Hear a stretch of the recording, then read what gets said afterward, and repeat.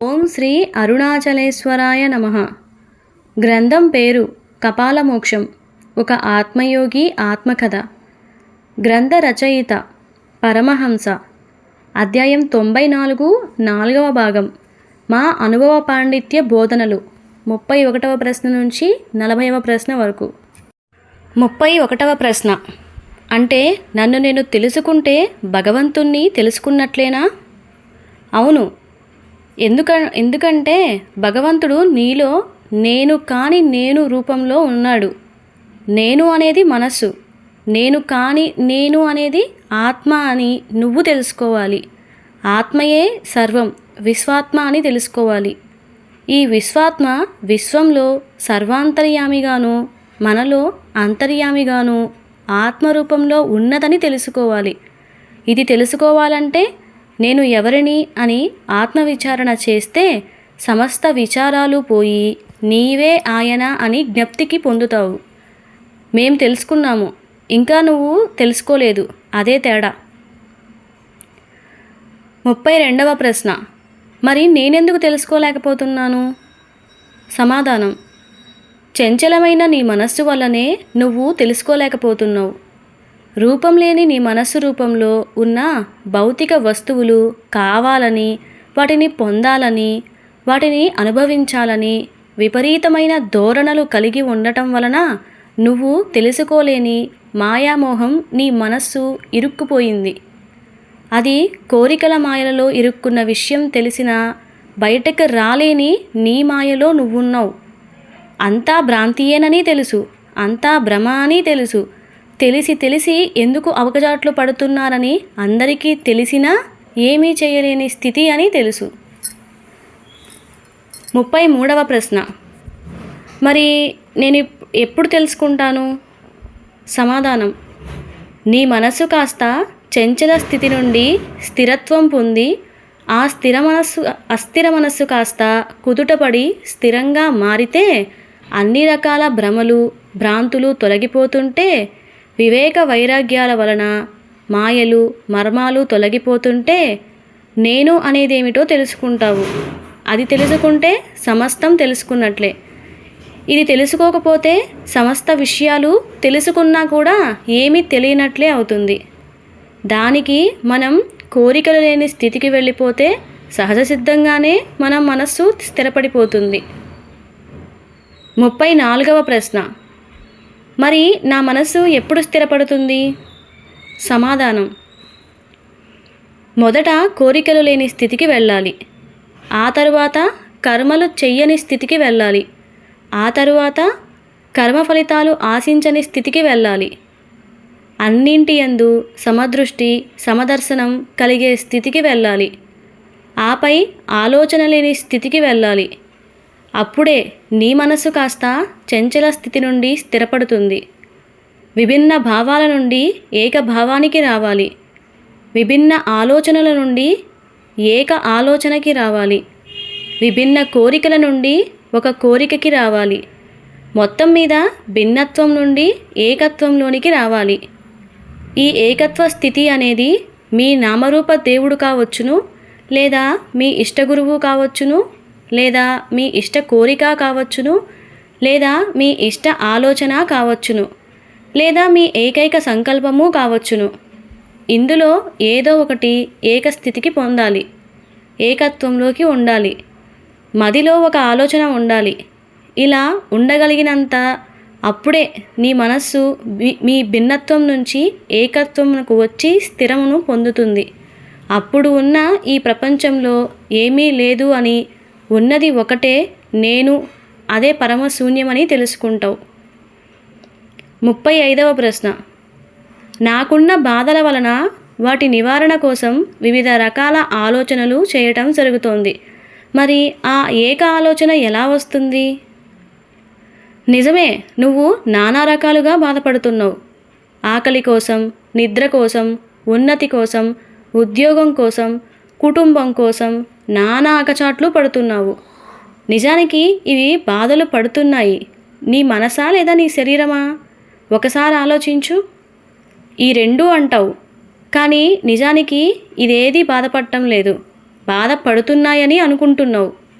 మీ శరీరానికి బాధ లేదు, నీ మనస్సుకి బాధ లేదు, కానీ అవి బాధలో ఉన్నాయి అని భ్రమాభ్రాంతిలో ఉన్నావు. ఎలా అంటే కడుపు నిండా భోజనం చేసి పడుకుంటే నీ కలలో ఆకలి వేస్తున్నట్లుగా, భోజనం చేయాలని అన్నట్లుగా కల కంటే అప్పుడు మెలుకొని చూస్తే ఏమవుతుంది? అది నిజం కాదని కల అని తెలుసుకుంటారు. నీకు ఆకలి వేసినట్లు కానీ, ఇతరులకు ఆకలి వేస్తున్నట్లు కానీ, నువ్వు భుక్తి కోసం కష్టపడుతున్నట్లుగానే వాళ్ళంతా కూడా కష్టపడుతున్నట్లుగానే కలలో చూస్తున్నారనుకో. ఇది నిజం కాదు కదా. అలాగే ఈ లోకమే ఒక కళ అని తెలుసుకో, భ్రమాభ్రాంతి అని గ్రహించు. 36వ ప్రశ్న. అంటే నాకు నిజంగానే ఆకలి వేసినా తినకూడదు, ఎందుకంటే నేను కలగంటున్నాను కదా, అదే కదా మీరనేది? సమాధానం: అది తప్పు. ఇదియే మిడిమిడి జ్ఞానం, మెట్ట వేదాంతం. నేను చెప్పేది వేరు, నువ్వు అర్థం చేసుకున్నది వేరు. మన మనస్సు ఒక స్త్రీమూర్తిని చూపించి తల్లి అంటుంది, మరొకరిని చూపించి భార్య అంటుంది, మరొకరిని చూపించి కూతురు అంటుంది. నిజానికి స్త్రీమూర్తి ఒక్కరే, ఆమెకి నామరూపాలు అనే కదా. అంటే నీ భార్య ఒకరికి తల్లి కావచ్చు, మరొకరికి కూతురు కావచ్చు, మరొకరికి సోదరి కావచ్చు, మరొకరికి అత్త కావచ్చు. ఒక్క నీ భార్య ఇన్ని పాత్రలు పోషిస్తుంది. ఆమెకి నామరూపాలు అనేకం. అంటే ఇదంతా మన మనసు యొక్క భ్రమాభ్రాంతి, మనోవికార రూపాలే కదా. అలాగే మీకు నిజంగానే ఆకలి వేస్తుంది, నేను తింటాను అనుకోవద్దు, ఇదే తినాలని అనుకోవద్దు, ఇది తింటేనే నా ఆకలి తీరుతుందని అనుకోవద్దు. ఆకలికి ఆ భగవంతుడు ఇచ్చిన దానితో, అనగా గత జన్మలో చేసుకున్న కర్మ ఫలితం ఆధారంగా నీకు ఏది కావాలో, ఏది ఇవ్వాలో అదే వచ్చింది. నేను దానిని వదిలిపెట్టకుండా దానిని పూర్తిగా సంతృప్తిగా అవకాశాన్ని ఉపయోగించుకొని తీసుకోవాలి. ఇలా ఎంతమంది ఉంటున్నారు? జానెడు పొట్ట కోసం కోట్ల రూపాయలు అవసరమా? అందరికీ ఏం కావాలి? ఎప్పుడు ఏమి ఇవ్వాలో తెలిసినవాడు ఒక పక్క ఇస్తుంటే, నాకు బిర్యానీ కావాలి, చికెన్ బిర్యానీ కావాలి, మటన్ బిర్యానీ కావాలి అనుకుంటూ లేని దానికోసం మనశ్శాంతిని మనం కోల్పోతున్నాం కదా. ఎవరికైనా ఆకలి తీర్చేది పట్టెడు అన్నమే కదా. అది పచ్చడి మెతుకులైతే నష్టమా? ఆకలి తీరదా చెప్పండి? ఖచ్చితంగా తీరుతుంది కదా. మరి పులిహోరలు, దద్దోజనం, బిర్యానీ తింటే ఆకలి తీరుతుందా? తీరక ఆయాసము వస్తుంది, ఆపసోపాలు పడవలసి వస్తుంది, అనారోగ్య సమస్యలు వచ్చి ఆసుపత్రుల పాలు అవ్వటం జరుగుతుంది కదా. అంతా మన యొక్క కోరిక యొక్క ఫలితం వలనే జరిగింది కదా. మన కోరిక మితంగా ఉండాలి, దానికి పరిమితులు ఉండాలి. మన కోరిక ఎప్పుడైతే అపరిమితంగా మారుతుందో దాని వలన ఏర్పడే బాధ వలన బాధపడటం జరుగుతుంది, మనశ్శాంతిని కోల్పోవడం జరుగుతుంది. అన్నిటినీ నేనే చేస్తున్నాననేవాడికి బాధలుంటాయి, అన్నిటికీ స్పందించేవాడికి బాధలు ఉంటాయి, అన్ని రకాల ఆలోచనలు చేసేవాడికి బాధలు ఉంటాయి.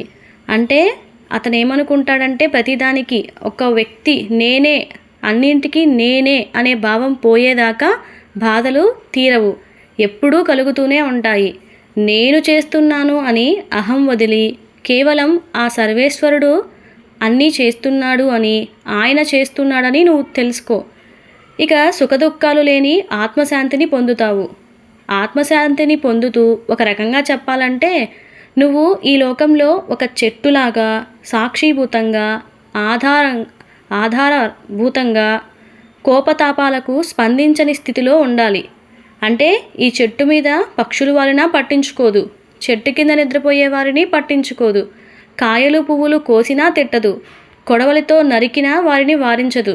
అలా ఈ లోకంలో నువ్వు అన్నింటి యందు, అన్ని వేళల యందు, అన్ని రకాల పరిస్థితుల్లోనూ, అన్ని కాలాలకు, అన్ని ప్రాంతాల యందు ఉండగలిగితే నువ్వు కనే ఒక కలగా ప్రపంచమంతా భావించుకొని చూడు. మాయలు, మర్మాలు, భ్రాంతులు, భ్రమలు లేని స్థితిని పొందుతావు. ఇదంతా ఒక నిజం లాంటి కళ అని అనుభూతి పొందుతావు. ఇదియే పరిపూర్ణ అవధూత స్థితి అని శాస్త్రవచనం. ఈ స్థితిని పొందిన వారిని పరమహంస, పరమ గురువు, పరమ అవధూత అని పిలుస్తారు, కొనియాడబడతారు. 37వ ప్రశ్న. ఇలా ఉండాలని చెప్పడం చాలా తేలిక, కానీ ఆచరణలో అది సాధ్యపడుతుందా? సమాధానం: నీ యోగ్యత, అర్హత, పరిమితులు ఏమిటో ఫస్ట్ తెలుసుకో. పక్కవాడు డబుల్ బెడ్రూమ్ కొన్నాడని నువ్వు ట్రిపుల్ బెడ్రూమ్ అప్పులు చేసి కొంటే ఆ తర్వాత అప్పులు తీర్చలేక బాధపడేది నువ్వే. ఆలోచించు. మన అర్హతను బట్టి మనకి ఏది నచ్చితే ఉన్నంతలో అదే కొనుక్కొని బాదరబందీ లేకుండా, నయా పైసా లేకుండా ఉంటే మీకు కలిగేది ఆత్మతృప్తియే కదా. మన కోరిక పరిమితులు దాటినప్పుడే అవి వస్తాయని ఆశ పెట్టుకొని అప్పులు చేస్తే, ఒకవేళ ఉన్న ఉద్యోగం పోతే, ఉద్యోగంలో జీతాలు పెరగకపోతే మీ జీవితం కష్టాల కడలలోనికి మీకు మీరే తోసుకున్నట్లే కదా. ఇది మీ అవివేకం వలన, ఇతరుల మాటలు వినటం వలన, మీ స్తోమత గురించి అతిగా ఊహించుకోవటం వలన. అంటే మనకి ఏం కావాలో, మనకి పరిమితి ఏమిటో మనకు తెలిసినప్పుడు మన కోరికను అదే పరిమితిలో ఉంచుకుంటే, తీర్చుకుంటే సరిపోతుంది కదా. లేని వాటి కోసం తాపత్రయపడటం అవసరమా? అత్యాశకు పోతే నానా బాధలు పడవలసి వస్తుంది కదా. మనస్సును బట్టి కోరిక ఉంటుంది, కోరిక తీరేదానిని బట్టి ఉంటుంది. కోరికలు అదుపులో ఉంచుకుంటే సంతృప్తి, అది కాస్త దాటితే మిగిలేది అసంతృప్తి. దీనిని బట్టి మన మనస్సును మన ఆధీనంలో ఉంచుకుంటే సమస్తం ఆధీనం అయినట్లే కదా. సాధనా సాధ్యతే సర్వం సాధ్యం. 38వ ప్రశ్న. కోరిక లేనివాడు, ఆలోచన లేనివాడు ఎవరైనా ఉంటారా? సమాధానం: ఉండరు, ఉండలేరు. బలహీనత లేని బలవంతుడిని ఇంతవరకు ఆ భగవంతుడే సృష్టించలేదు. ఎందుకంటే ఆయనకి ఏదో తెలియని బలహీనత ఒకటి ఉంది కాబట్టి. ఆఖరికి సమాధి స్థితిలో కూడా ఉన్నాను అని ఆలోచన మిగిలే ఉంటుంది. ఆనందం, శాంతి, ప్రేమ, ఏకాగ్రత భావాలు ఉంటాయి. ఏదో ఒకటి చేయాలనే తలంపు, ఏదో ఒక దానికి స్పందించటం, ఒక ఆలోచన కలిగి ఉండటం చిట్ట చివరిదాకా ఉంటుంది. కానీ కోరికలు తగ్గించుకునేవారు, కోరికలు దాటినవారు, కోరికలు ఆధీనమైన వారు ఉన్నారు అని తెలుసుకోండి. 39వ ప్రశ్న. కోరికలు మిగిలిపోవడానికి కారణం ఏంటి?